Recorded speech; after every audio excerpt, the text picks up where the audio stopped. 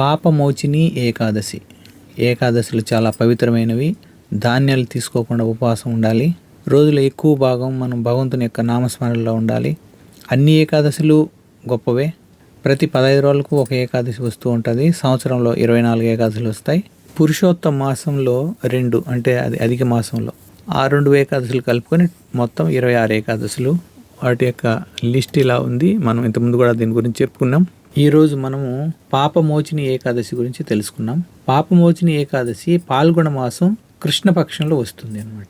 దీని యొక్క వృత్తాంతం ఇలా ఉంది. కృష్ణ భగవాను నుండి ఏకాదశుల గురించి ధర్మరాజు అంటే యుధిష్ఠిర మహారాజు తెలుసుకున్నటువంటి విషయాలను వారిద్దరి మధ్య సంభాషణ రూపంలో భవిష్యోత్తర పురాణంలో వర్ణించబడి ఉంది.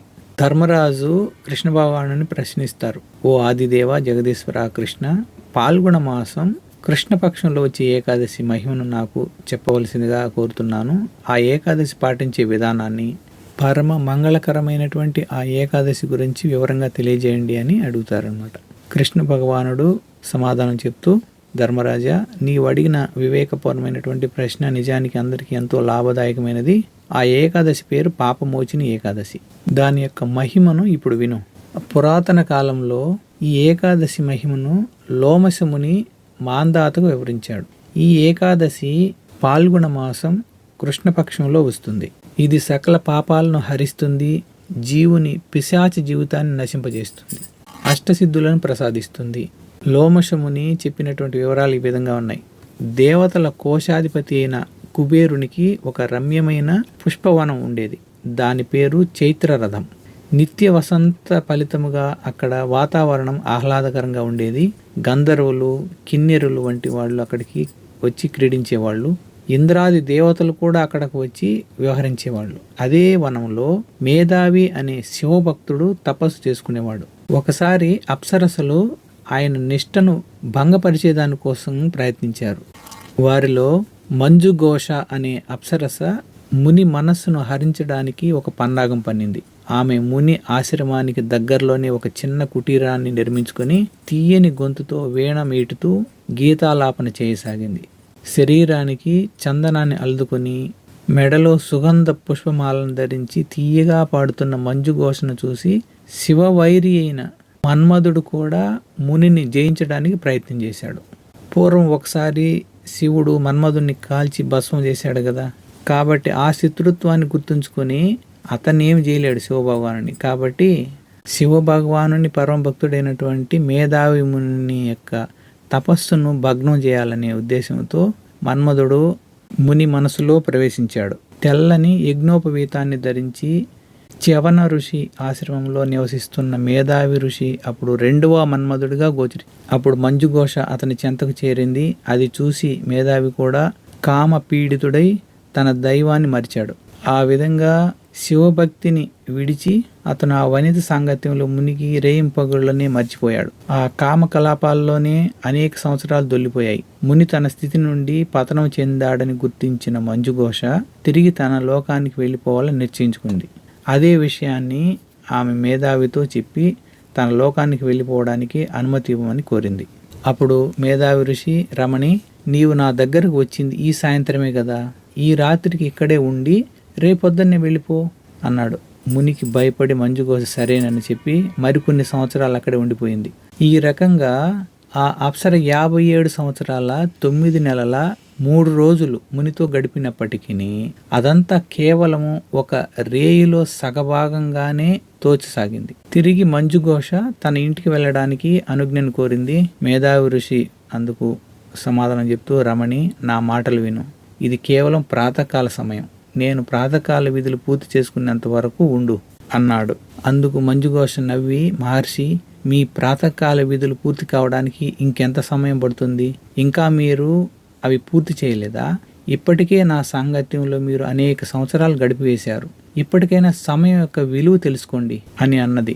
ఆ మాటలు వినగానే ఋషికి జ్ఞానోదయం కలిగింది. ఋషి మాట్లాడుతూ, సుందరి, 50 ఏండ్ల విలువైన కాలాన్ని నేను వృధా చేశాను. నీవే నా సమస్తాన్ని తపస్సును నాశనం చేశావు అని అంటూ ఆయన కళ్ళలో నీళ్లు తిరిగాయి. దేహం కోపంతో కంపించింది. అదే కోపంతో మేధావి ఆమెతో పలుకుతూ, నీవు మంత్రగత్తె పిశాచిలాగా ప్రవర్తించావు, కాబట్టి పిశాచిలాగా మారిపో. పాపిష్టిదాన్న, సిగ్గు సిగ్గు అని మేధావి ఇచ్చిన శాపాన్ని వినగానే మంజుఘోష అతనితో, ఓ బ్రాహ్మణోత్తమ, దయచేసి ఈ శాపాన్ని ఉపసంహరించుకో. నేను నీకు అనేక సంవత్సరాల సాంగత్యాన్ని ఇచ్చాను, కాబట్టి క్షమార్హురాలిని, నా మీద దయ చూపించు అని ఆమె మేధావిని ప్రార్థించింది. అప్పుడు మేధావి ఋషి, సౌమ్యురాల, నేనేం చేసేది? నీవు నా తపో సంపదను కొల్లగొట్టావు. అయినా ఈ శాపం నుండి బయటపడే మార్గం నీకొకటి నేను చెప్తాను. పాల్గొన మాసం కృష్ణపక్షంలో వచ్చే ఏకాదశి పేరు పాపమోచిని ఏకాదశి. అది సకల పాపాలను హరింపజేస్తుంది. నీవు ఆ ఏకాదశి వ్రతాన్ని పాటిస్తే నీ పిశాచి జీవనం పోతుంది అని అన్నాడు. తరువాత మేధావి తన తండ్రి చ్యవన ఋషి ఆశ్రమానికి వెళ్ళాడు. పతితుడైన తన పుత్రుని చూసి చ్యవన ఋషి అతి దుఃఖితుడై, అయ్యో, నీవెంత పనిచేశావు? సాధారణమైన వనితకు ఆకర్షితుడివై సంపదను నష్టపరుచుకోవడం నీకు తగదు అని అన్నాడు. అప్పుడు మేధావి పలుకుతూ, తండ్రి, దురదృష్టవశాస్తు నేను ఆ అప్సర యొక్క సాంగత్యంలో మహాపాపానికి ఒడిగట్టాను, కాబట్టి నాకు పాప పరిహారాన్ని తెలియజేయండి అని అర్థించాడు. తనయుని దీనాలాపన వినిన చ్యవన ఋషి అప్పుడు మార్గోపదేశం చేస్తూ, పుత్ర, పాపమోచిని ఏకాదశి వ్రతపాలన వలన సమస్త పాపాలు నశిస్తాయి, కాబట్టి శ్రద్ధతో దానిని పాటించు అన్నాడు. తండ్రి మాటలు వినిన మేధావి పరమ ఉత్సాహంతో ఆ ఏకాదశి వ్రతపాలనకు సిద్ధపడ్డాడు. తరువాత ఆ ఏకాదశి వ్రత విధానం వలన మేధావి పాపాలన్నీ నశించిపోయాయి. అతడు కూడా పరమ పుణ్యభాగ్యుడయ్యాడు. మంజుఘోష కూడా పాప విమోచిని ఏకాదశి పాలన ద్వారా పిశాచ రూపం నుండి బయటపడి తిరిగి స్వర్గానికి వెళ్ళిపోయింది. మాందాతకు ఈ కథను వివరించిన లోమశముని చివరిగా పలుకుతూ ఏమన్నాడో కృష్ణభగవానుడు చెప్తున్నాడు.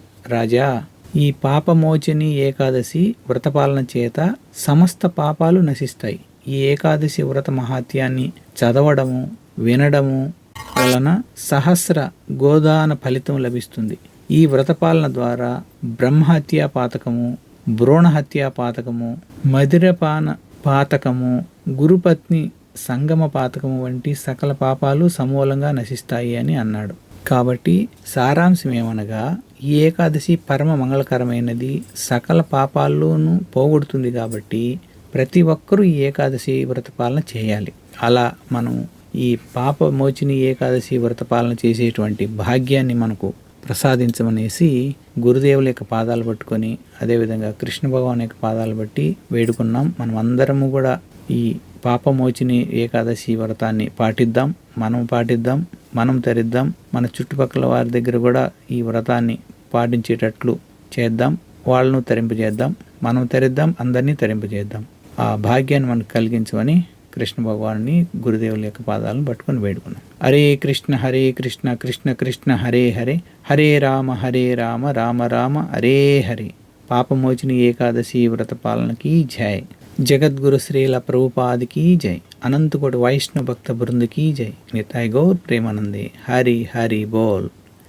హరే కృష్ణ. పాపమోచిని